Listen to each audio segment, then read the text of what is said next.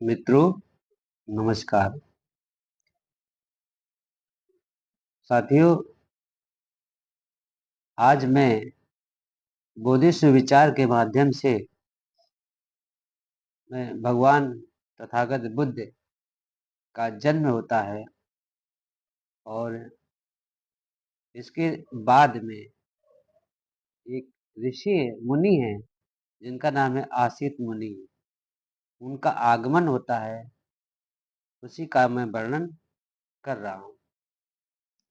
तो साथियों, जिस समय बालक का जन्म हुआ उस समय हिमालय में आसित नाम के एक बड़े मुनि रहते थे। आसित मुनि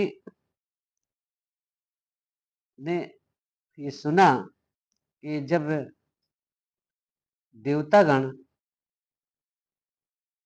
बुद्ध शब्द का उच्चारण कर रहे हैं और आकाश में गुंजायमान कर रहे हैं, वो देखते हैं कि वे अपने वस्त्रों को ऊपर उछालते हुए प्रसन्नता के मारे इधर उधर घूम रहे थे। वो सोचने लगे कि क्यों न मैं वहां जाऊं और उस स्थान का पता लगाऊं जहां तथागत बुद्ध ने जन्म लिया है। असित मुनि ने समस्त जम्मूद्वीप पर अपनी दिव्य दृष्टि डालते हुए देखा कि कोई शाक्य मुनि के घर में उस दिव्य बालक ने जन्म ग्रहण किया है और वो अपनी प्रभा से प्रकाशमान हो रहा है। उसके ही जन्म पर देवतागण इतने अधिक प्रसन्न हो रहे हैं, रोमांचित हो रहे हैं। इसलिए आसित मुनि के मन में ये विचार आया कि क्यों ना हम वहां जाकर के उस बच्चे को देखें। और असित मुनि अपने भांजे नरदत्त के साथ वहां जाने के लिए तैयार हो गए।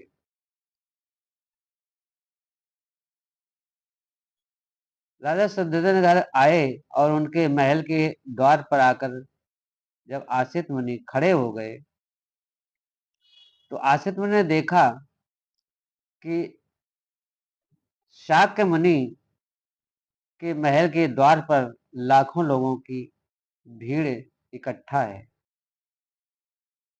वो द्वारपाल के पास गए और बोले कि हे पुरुष, जाओ और राजा को सूचना दो कि द्वार पर एक मुनि खड़े हैं।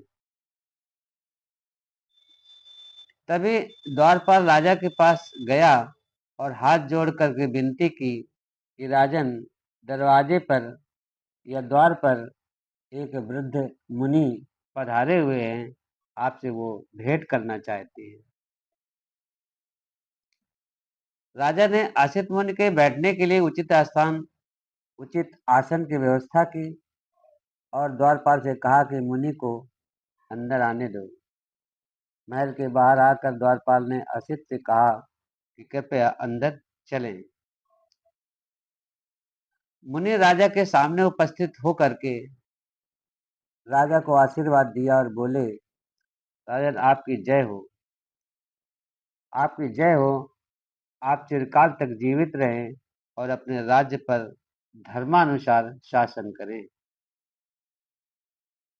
तभी शाक्य मुनि ने आदर पूर्वक आसित मुनि के चरणों में साष्टांग प्रणाम किया और उन्हें बैठने के लिए आसन दिया।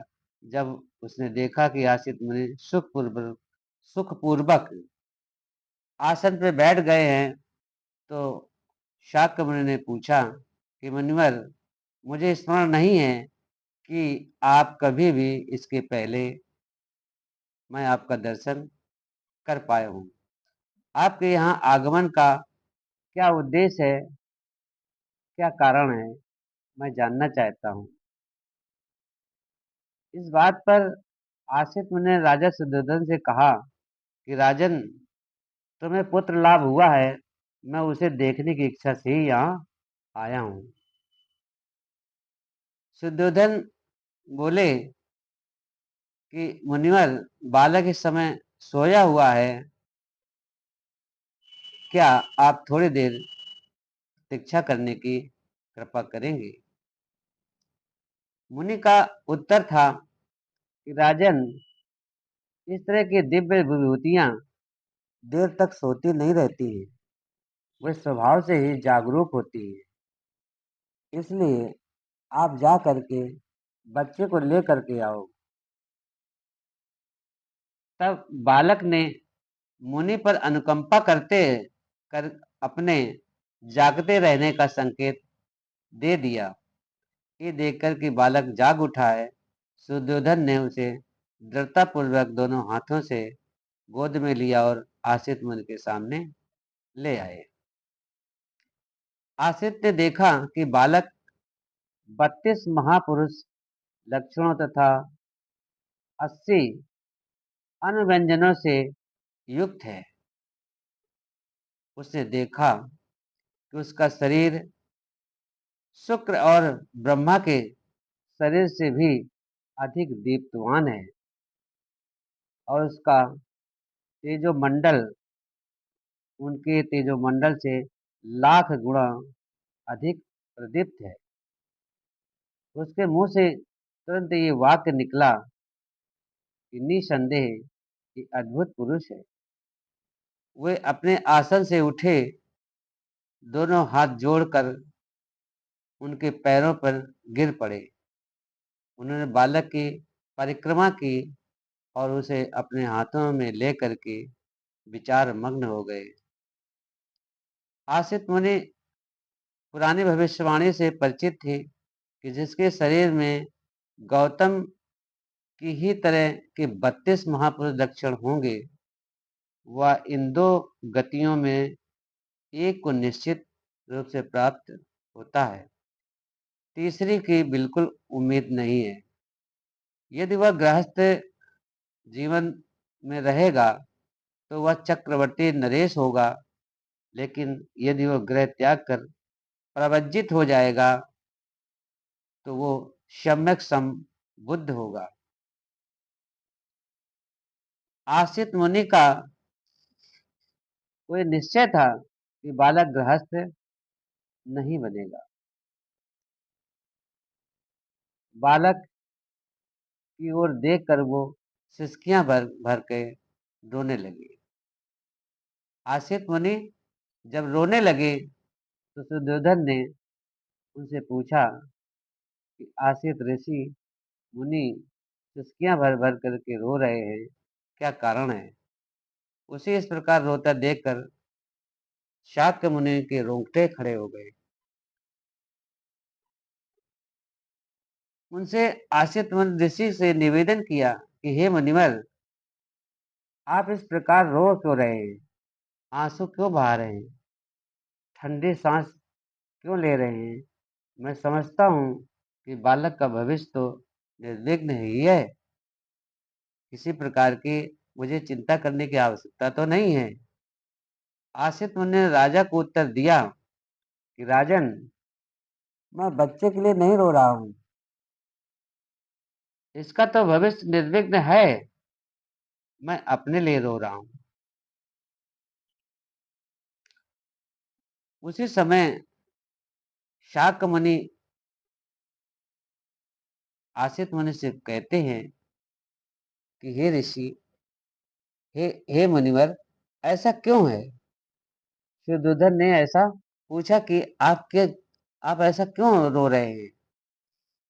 आसित मुनि ने उत्तर दिया कि मैं जरायु को प्राप्त हो गया हूँ, मैं बहुत वृद्ध हो चुका हूँ और ये बालक निश्चय रूप से बोधि लाभ करेगा और सम्यक सम बुद्ध होगा। तदंतर वह लोक कल्याण के लिए अपना धर्म चक्र प्रवर्तित करेगा, जो इससे पहले इस संसार में कभी प्रवर्तित नहीं हुआ है। इसलिए जो ये श्रेष्ठ कार्य होंगे वो मैं नहीं देख पाऊंगा। जिस श्रेष्ठ जीवन की, जिस सधर्म की वो घोषणा करेगा, वो आदि में कल्याणकारक होगा, मध्य में कल्याणकारक होगा और अंत में कल्याणकारक ही होगा। वो अर्थ तथा व्यंजन की दृष्टि से निर्दोष होगा, वो परिशुद्ध होगा, वह परिपूर्ण होगा। जिस प्रकार राजन कभी कहीं इस संसार में गूलर पुष्पित होता है, उसी प्रकार अनंत युगों के अनंतर में इस संसार में कहीं बुद्धोत्पाद होता है। राजन, इसी प्रकार निश्चय से ये बालक बोधि लाभ करेगा, ये सम्यक सम बुद्ध होगा और तदनंतर अनंत प्राणियों को इस दुखमय सागर के पार ले जा करके सुखी करेगा। लेकिन राजन, मैं उस बुद्ध को नहीं देख सकूंगा, इसलिए राजन मैं इस दुख के कारण दुखी हूं और रो रहा हूं। मैं अपने जीवन में उस बुद्ध की पूजा उस बुद्ध की पूजा नहीं कर पाऊंगा। तब राजा ने असित मुनि और उसके भांजे नालक, जिसे नरदत्त कहा है, को श्रेष्ठ भोजन और सत्य पिता का किया और वस्त्र दान देकर उनकी परिक्रमा कर वंदना की। तब आसित ने अपने भांजे नालक को कहा कि नरदत्त, जब कभी तुम्हें ये सुनने को मिले कि बालक बुद्ध हो गया है, तो जाकर शरण ग्रहण करना। ये तेरे सुख, कल्याण और प्रसन्नता के लिए होगा। इतना कहकर आसित ने राजा से विदा ली और अपने आश्रम चले गए। मित्रों, ये भगवान बुद्ध के विषय में, उनके जन्म के विषय में और आसित में उनका भविष्यवाणी के विषय में जो मैंने वर्णन किया, वो आपको कैसा लगा? अच्छा लगा तो आप मेरे चैनल को सब्सक्राइब करें, लाइक करें और घंटी के बटन को अवश्य दबाएं, ताकि ये वीडियो आपके यहाँ सबसे पहले मिले। धन्यवाद। नमो बुद्धाय।